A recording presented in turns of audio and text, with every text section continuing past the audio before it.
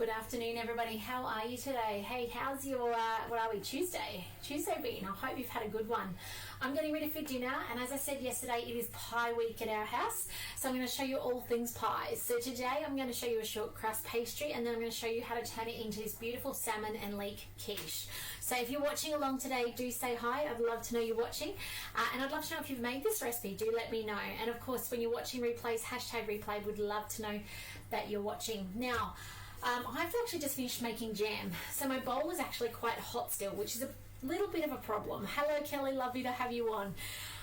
With pastries, it's really important that your bowl is not hot. If your bowl is hot, it makes your butter melt, and butter and heat is a really bad combo in any pastry. So I've actually been having it out, and I've been trying to cool it down. It's still quite warm. It's probably still about 40 degrees. It's not that hot that I can't touch it, but it's certainly warm. It's toasty warm. It's something you'd want to hug on a cold day. What I do want to show you though, which I thought was really interesting, is my stainless marking in the bottom. Now I don't know how well you guys can see that, but can you guys see those little dots on the bottom of the bowl and up the sides? Now you won't get them off trying to scrub your bowl. That is a reaction with the high grade stainless steel, and it would have been with the water and the dishwashing liquid that I cleaned with. Now sometimes you get a beautiful rainbow pattern in there. They are a-okay. Don't let them stop you using your bowl. The marks that you want to be, I guess, concerned about are the ones that you can scratch off with your fingernail. They're the ones that you need to either cook off with citric acid, or you need to scrub off with something like a scrubby. Not something harsh like steel wool. You'll damage your bowl. But those little dots, the rainbow effects, the things like that in there, don't worry about them. Just keep cooking like normal. All right. Hey Carissa, lovely to have you on. Hey, so let's get going with this. I'm going to show you how to make short crust pastry. So I'm so excited to show you this. So let's go start cooking. I'm making the smoked salmon and leek quiche, which is pretty much more like a pie. Let's be real. But I'm going to show you how to do it. So preheat your oven. I've done that. Grease a loose-based fluted tart tin. I've got that up the back there, which I'm going to show you how to do this shortly. And by the way, those of you who are gluten-free, this is going to be gluten-free short crust pastry, so yay for you guys. First things first is we need to grate our cheese, because this becomes the topping. So it says Gruyere cheese, which most of you guys know, that's Parmesan. Okay, so if you don't know, Gruyere is actually stronger cheese than Parmesan, but just use Parmesan in its place. Okay, 60 grams. Ooh, that was pretty close to the guess today. And now we're going to chop that down. It's going to take only a couple of seconds. 8 seconds, speed 7. Let's chop that down.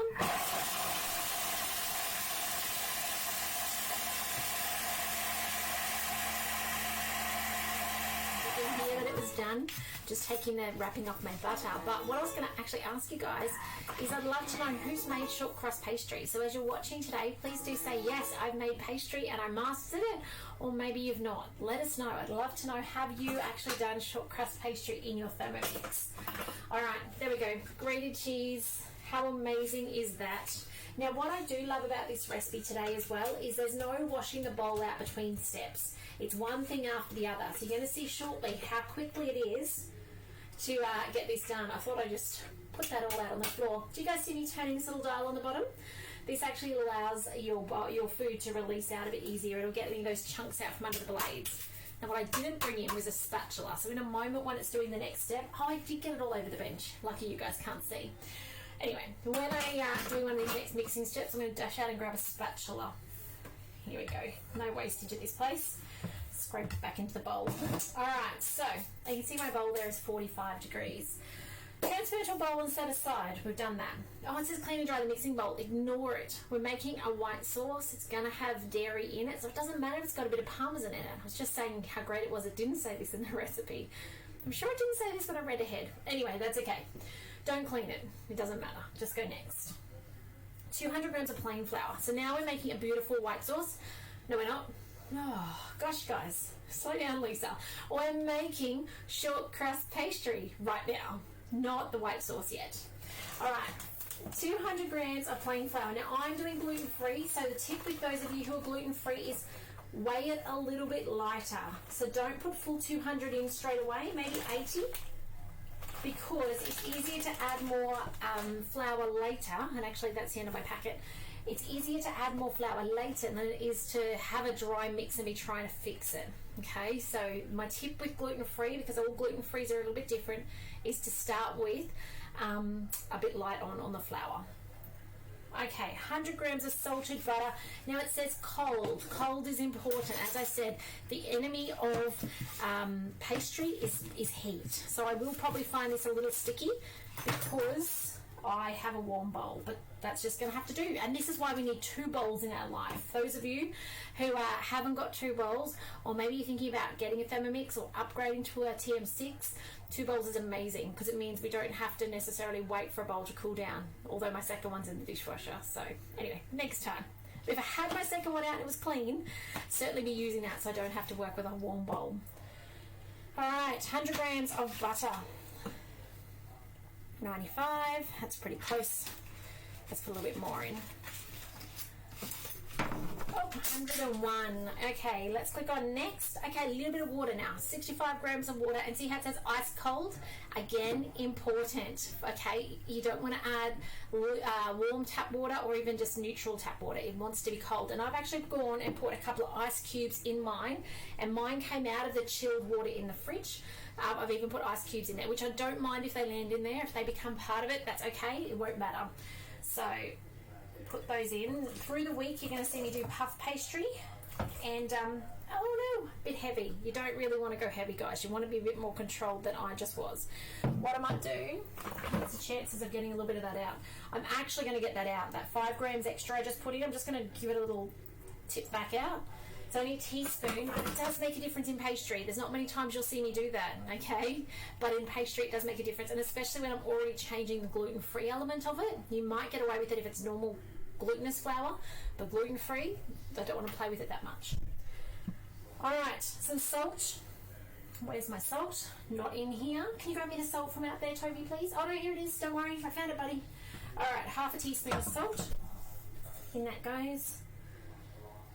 And I'm going to put the lid on. And this is it. This is how easy short crust pastry is. Whether you're gluten-free or not, 1 minute knead time and off it goes. Can you get the spatula?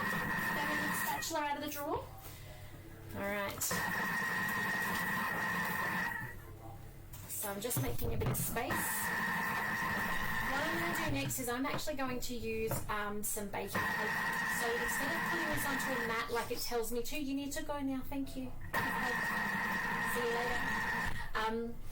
Instead of putting it onto a mat and you want it shaping into a ball and rolling out, the best way to do your pastry is actually to do it between baking paper, because if your pastry's a little bit too sticky, it doesn't matter because you can actually cook it with the pastry on, with the baking paper on the pastry, and then just remove it once it's cooked in the oven. And this does get blind baked, so it's a good thing to have that paper there. So regardless of whether you're doing gluten-free or gluten, I would highly suggest you do what I do next, which is baking paper.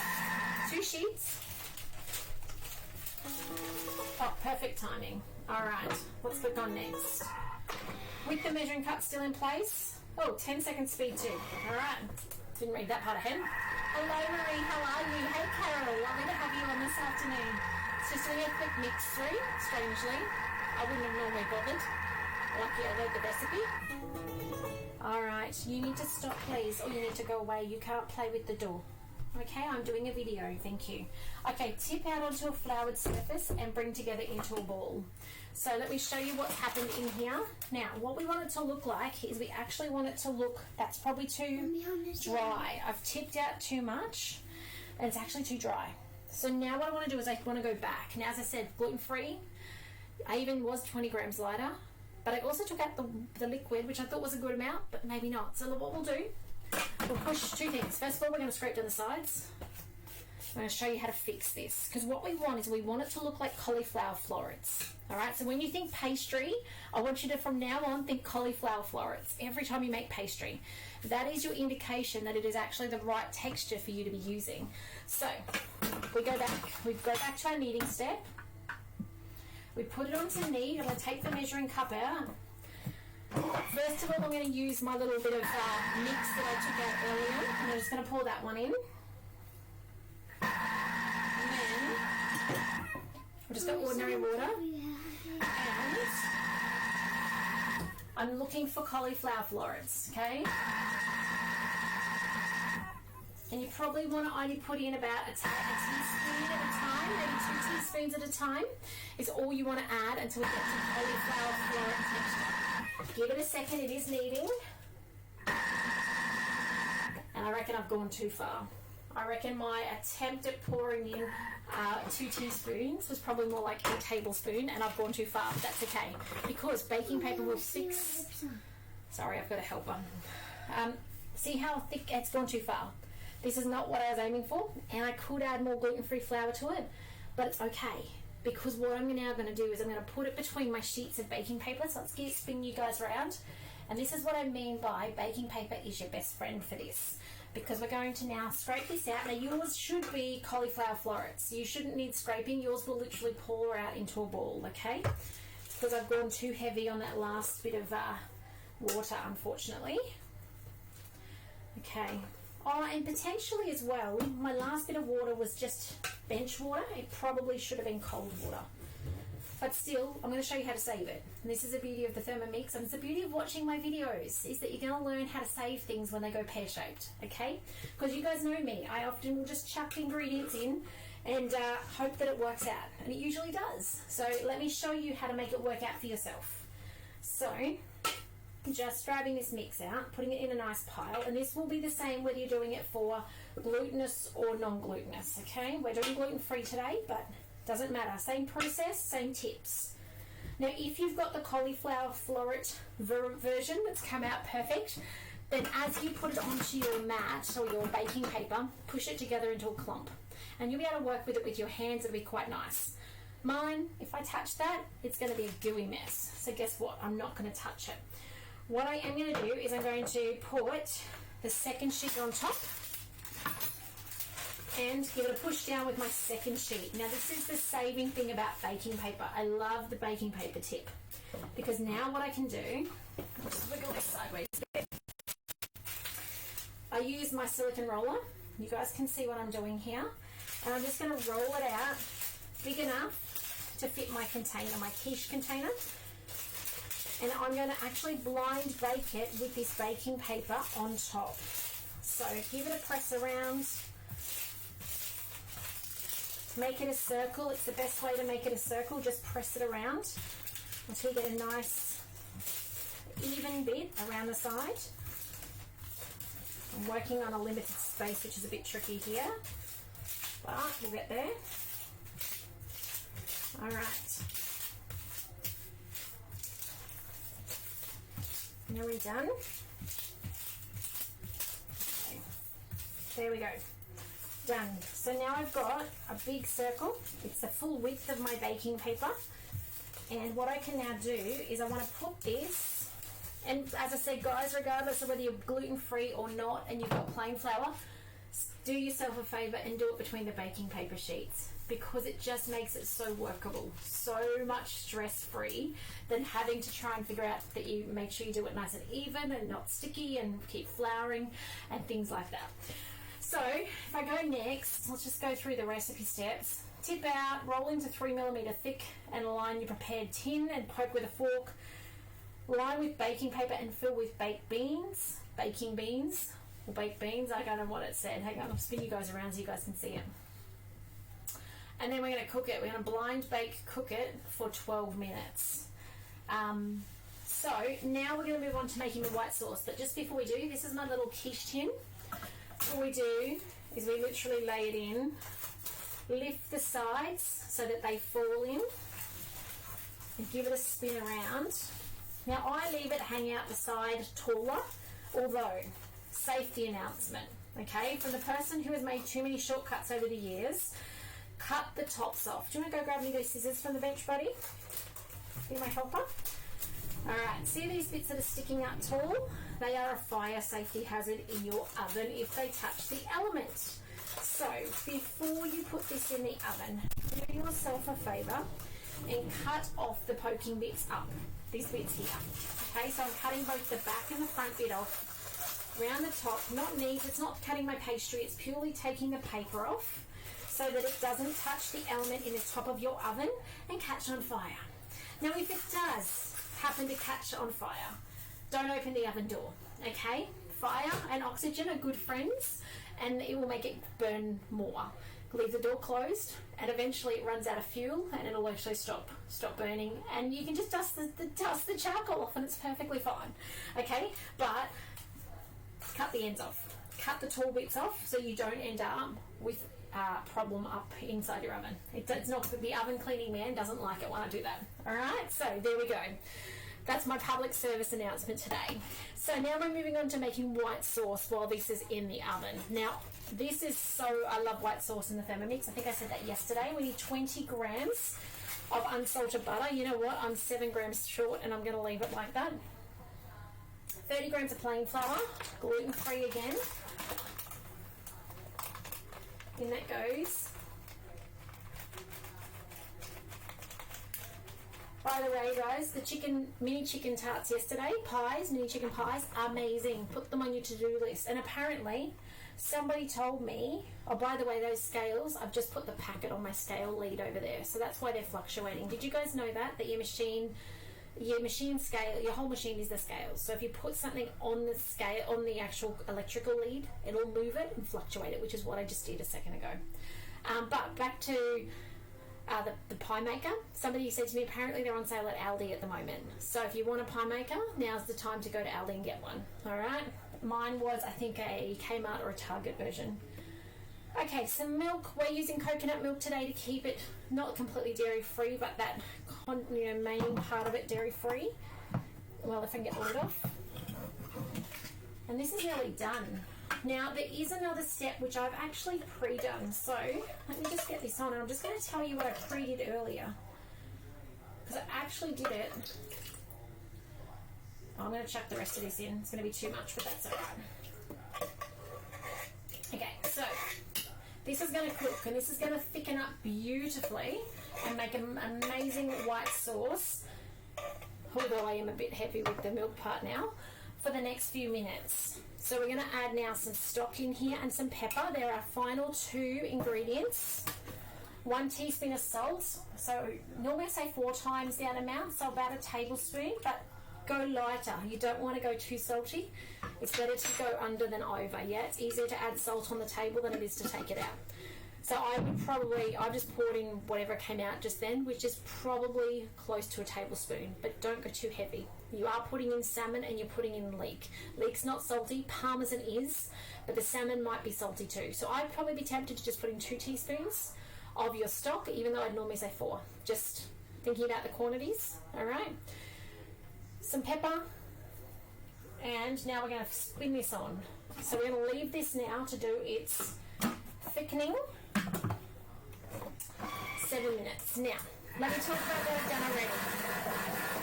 I'm going to stop that because I'm actually going to leave the rest of this recipe to its own devices and do the rest off camera. So what's going to happen next?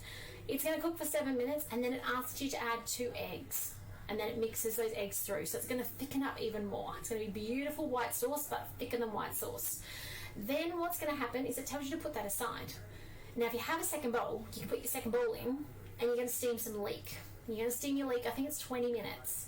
It's 500 grams of leek. I've only got about 300 today, sliced up into rings. It's out there cooling, because I actually did mine on top of my jam. Okay, so I was making jam with the kids this afternoon before I came on camera, and I put my leek in just a little Pyrex dish, a glass Pyrex dish. I put it in the varoma, made sure there was still enough space for the steam to circulate, and while my jam was cooking for, it was supposed to be 20 minutes, but I had frozen fruit, so we did 30, it steamed my leek. My leek is now cooked, which would be the next step, right? So after this white sauce is done, we put it aside. It gets you to put water in, you steam your leek. Then once the leek is cooked, your leek and your sliced smoked salmon goes into the white sauce. You then pour it into your shell, and then you're going to put your parmesan on top, and you're going to cook it. It is actually an amazingly quick recipe. So you'll be in the oven in about, if you can, well, actually the leek time, right? The leek time, that 15-minute time, is going to give you a bit more time onto it. Luckily I was able to do it earlier with the cooking of the jam. But it's not actually that big of a deal, this recipe. It's actually amazing. It's really impressive. It's like a cafe type tart pie. So I really say, if you've not tried this, you've got to put it on your to-do list. It's been a while since we've had it, but every time we make it, we are blown away by it.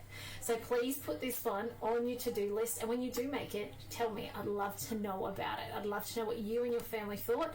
Obviously, if you don't like salmon, it probably isn't for you, but if you like salmon and you like leek, then certainly give it a go. All right, some questions here. Hello, Chris. Lovely to have you on. Carissa, what if you don't have baking beans? What else can you use? I never use baking beans. It's a very good question. I don't use them at all. What do? I pull it out of the oven, and if it happens to have inflated, sometimes the layers of pastry will inflate before it cools. It's like as soon as I get it out, I grab my egg flip and I push it down, and the pastry sinks, and we're good to go. So I actually never line my tarts ever with baking beans. So I'm sure it doesn't make, like, it's not as fancy as it could be possibly, because you've got a bit of broken pastry in the bottom. I mean, it's still sealed, but then you get a few layers. It's not quite as smooth. But honestly, I don't think anyone cares or minds in my house. So it depends how pedantic you want to be. But you can also use rice, but I'm just not sure how well your rice would cook afterwards if you then wanted to use your rice. So you'd want to be putting your rice aside as a special baking beans rice. So yes, and Chris has just said rice as well. Thanks, Chris. So that's it from me. I'm going to spin the dial. It's going to cook for 7 minutes and thicken up. It's going to add 2 eggs. Then I'm going to add my pre-cooked leek and my salmon. It's going to go in this, which is going to go in the oven in a second, and then it's going to have the parmesan on top, and it's going to be cooked, and it's going to be beautiful. So that's it for this afternoon. I will take a picture. Well, actually, I'm going to the gym. The kids will take a picture, and I will share that with you later. But have a fantastic afternoon and evening. Reach out if I can help you in any way. If you've got friends and family who would like to get their hands on a Thermomix with a second bowl for $99 at the moment, it's a fantastic deal. I wish I could get it as a consultant. I really wish I could do it, because having an extra bowl is amazing. My favourite setup of all time, of 7.5 years owning Thermomix, is 2 Thermomixes and 3 bowls. It is amazing to have that extra bowl as a spare to be able to put in and out. Just makes life so much easier. So anyway, I wish I could get it. Have a great day, guys. Take care, and I will see you tomorrow afternoon for some more pie. Can't remember which pie is on the menu tomorrow, but so in the next 3 days as well, there will be puff pastry that we'll be covering as well, because I know yesterday I cheated with the bought stuff. So watch this space, and I hope you feel confident with being able to fix your shortcrust pastry when things don't quite go the way planned. So I hope that gives you a bit more confidence to give it a go. Have a great afternoon, guys. Take care, and I'll see you tomorrow. Bye for now.